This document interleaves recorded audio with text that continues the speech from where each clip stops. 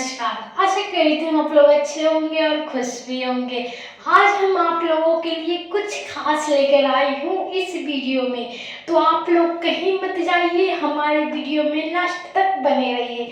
तो आज हम क्या बताने वाले हैं, शुरुआत करते हैं इस वीडियो से। तो आज हम आप लोगों को एक महत्वपूर्ण वीडियो बनाने वाली हूँ और आप लोगों को बता दूँ ये किसके लिए होगा। तो मैं आप लोगों को बता दूं, जो बच्चे बीएड की तैयारी कर रहे हैं या करने की, या जो बच्चे बीएड की तैयारी कर रहे हैं या करने की सोच रहे हैं, तो उनके लिए ये बहुत ही खास वीडियो बनाया जा रहा है। क्योंकि मैं आप लोगों को बताना चाहती हूँ कि इस वीडियो में आप लोगों को प्रैक्टिस सेट बीएड का पढ़ाया जाएगा। तो आज मैं शुरुआत करती हूँ बीएड की प्रैक्टिस सेट 1। तो चलिए इस वीडियो को शुरुआत करते हैं और ऑब्जेक्टिव क्वेश्चन की ओर बढ़ते हैं।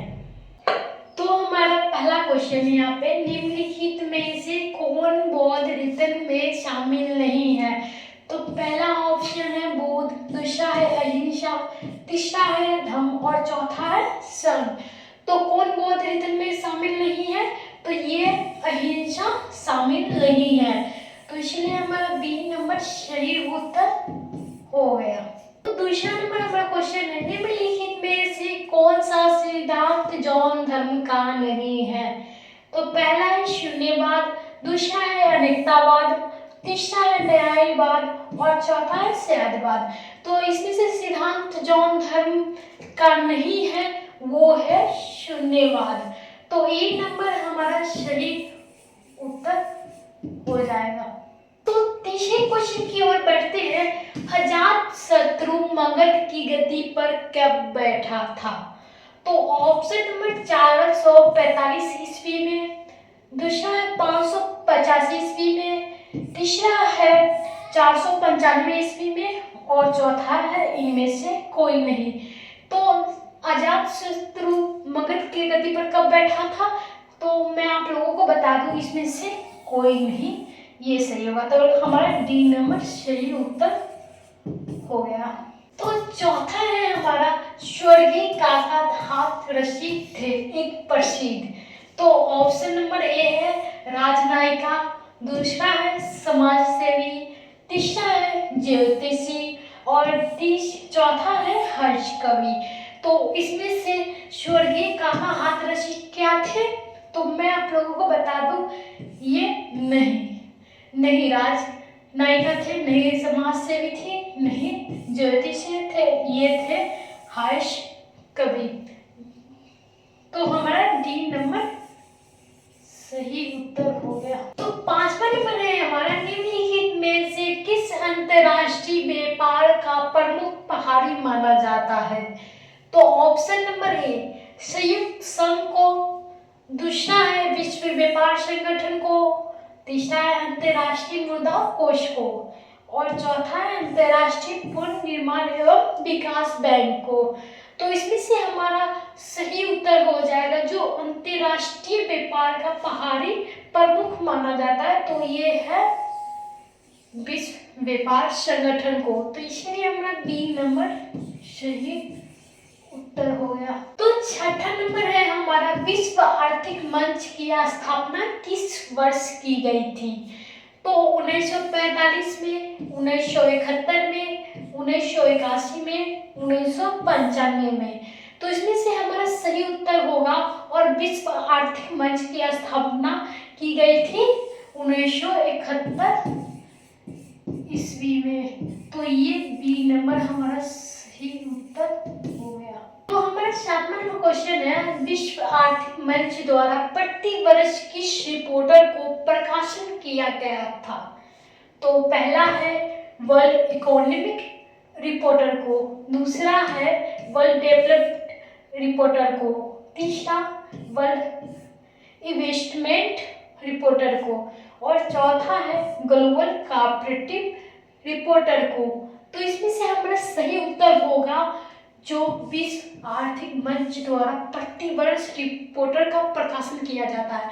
तो किसका किया जाता है ग्लोबल कोऑपरेटिव रिपोर्टर का। तो इसलिए हमारा डी नंबर सही उत्तर हो गया। 8वां नंबर क्वेश्चन है, निम्नलिखित में से किस महाद्वीप से कर्क रेखा तथा मकर रेखा गुजरती है?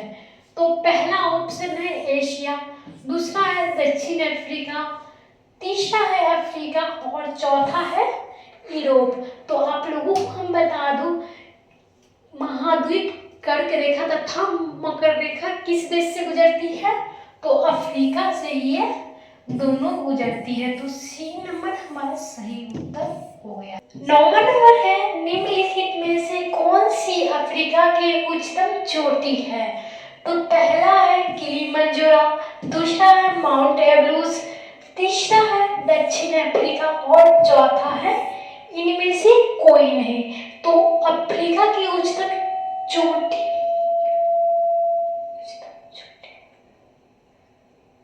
अफ्रीका की उच्चतम चोटी कौन है? तो किलिमंजारो है, जो एक नंबर हमारा सही उत्तर हो जाएगा। तो 10वां नंबर है, कैब्रियल पर्वत कहाँ स्थित है? तो स्कॉटलैंड में, दूसरा है उत्तरी आयरलैंड में, तीसरा है वेल्स में और चौथा है इंग्लैंड में।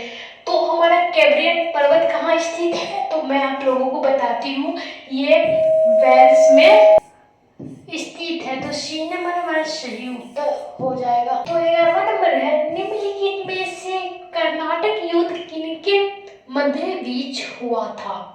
तो पहला है अंग्रेज और फ्रांसीसियों के साथ, दूसरा है अंग्रेज और डचों के साथ, तीसरा है अंग्रेज और पुर्तगालियों के बीच और चौथा है अंग्रेज और मराठों के बीच।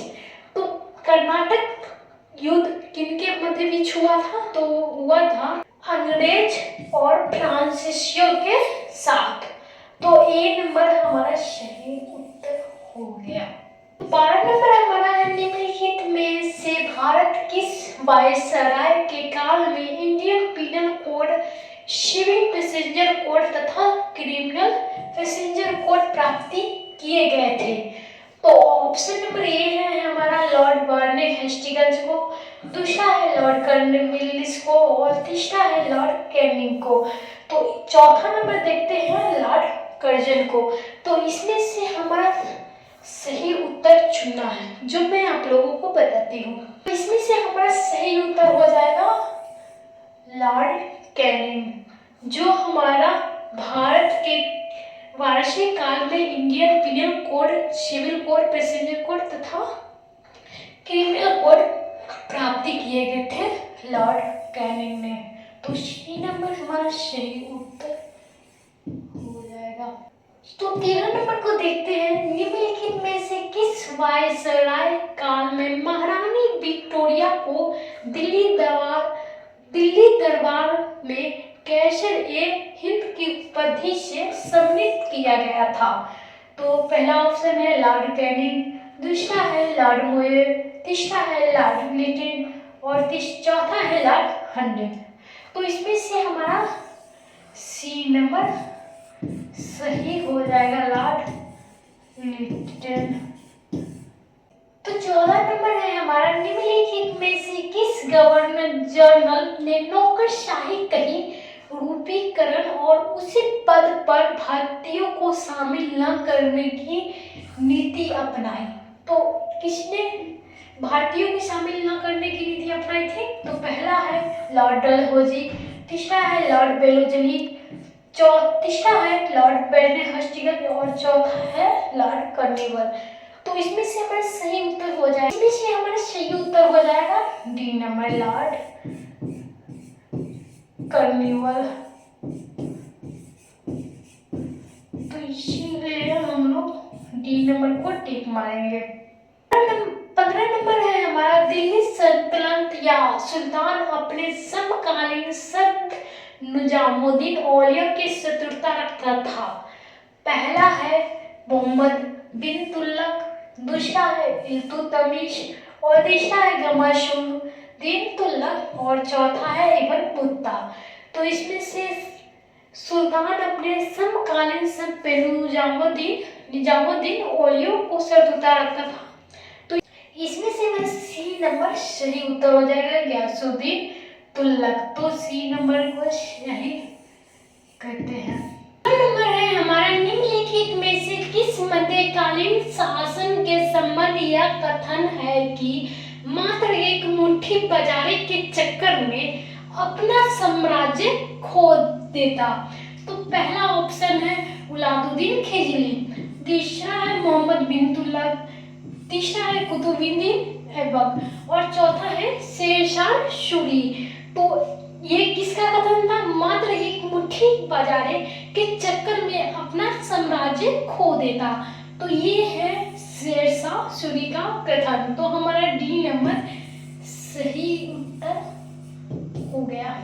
तो 17 नंबर है, निम्नलिखित में से बौद्ध संस्कृति में बौद्ध धर्म का हीनयान और महायान शाखाओं का उदय हुआ था? प्रथम में, द्वितीय में, तृतीय में और चौथी में। तो बौद्ध धर्म हीनयान और महायान की शाखा का उदय हुआ था चौथी में। तो हमारा डी नंबर सही उत्तर हो गया। तो 18 नंबर हमारा क्वेश्चन है, निम्नलिखित में से कौन सा सम्राट अपनी प्रसार नीति के कारण भारत में नेपोलियन कहा जाता है? तो इसमें से ऑप्शन नंबर ए को देख लेते हैं, चंद्रगुप्त मौर्य, दूसरा है चंद्रगुप्त द्वितीय, तीसरा है समुद्रगुप्त और चौथा है कुमारगुप्त। तो कौन नेपोलियन भारत में कहा जाता है? तो समुद्रगुप्त नेपोलियन में, भारत में नेपोलियन कहा जाता है। तो सी नंबर हमारा सही उत्तर हो जाएगा। तो 19वां नंबर है, निम्नलिखित में से किस काल का प्रथा में विशिष्ट महत्व है? तो पहला है वैदिक काल, दूसरा है हड़प्पा काल, तीसरा है गुप्त काल और चौथा है उपयुक्त सभी। तो काल कर प्रथा विशिष्ट महत्व था किस काल में? तो आप लोगों को मैं बताती हूँ, ये गुप्त काल में विशिष्ट था। तो इसीलिए 20वां नंबर है हमारा, मौर्य काल के दौरान शिक्षा का सबसे प्रसिद्ध केंद्र कौन सा था? तो पहला ऑप्शन है बल्लभी, दूसरा है नालंदा, तीसरा है तक्षशिला और चौथा है उज्जैन। तो इसमें से हमारा सही उत्तर हो जाएगा जो मौर्य काल के शिक्षा का सबसे बड़ा प्रसिद्ध केंद्र था वो था उज्जैन। तो डी नंबर हमारा सही उत्तर हो गया। तो 21 नंबर है हमारा, 1 नवंबर 2000 को भारत में 26वां राज्य कौन सा बना था? तो पहला है ऑप्शन नंबर झारखंड, दूसरा है उत्तराखंड, तीसरा है छत्तीसगढ़ और चौथा है गोवा। तो 26वां राज्य कौन बना था? 1 नवंबर 2000 को। मैं आप लोगों को बताती हूँ छत्तीसगढ़। तो सी नंबर सही उत्तर हो गया और 26वां राज्य भी बना। 5वां नंबर है हमारा, भारत की क्षेत्रफल दृष्टि से दूसरा राज्य स्थान के बाद सबसे बड़ा राज्य कौन सा है? तो ऑप्शन नंबर ए को देखते हैं, उत्तर प्रदेश, दूसरा है आंध्र प्रदेश, तीसरा है महाराष्ट्र और चौथा है मध्य प्रदेश। तो भारत के क्षेत्रफल की दृष्टि के अनुसार भारत का दूसरा राज्य राजस्थान और बाद में बड़ा राज्य हुआ वो हुआ मध्य प्रदेश। तो डी नंबर हमारा सही उत्तर हो जाएगा। तो आज के प्रैक्टिस सेट 1 में आज के लिए बस इतना ही, और आप लोग नोट करते रहिएगा और ध्यान में याद करते रहिएगा। तो चलिए इस वीडियो को खत्म करते हैं। धन्यवाद।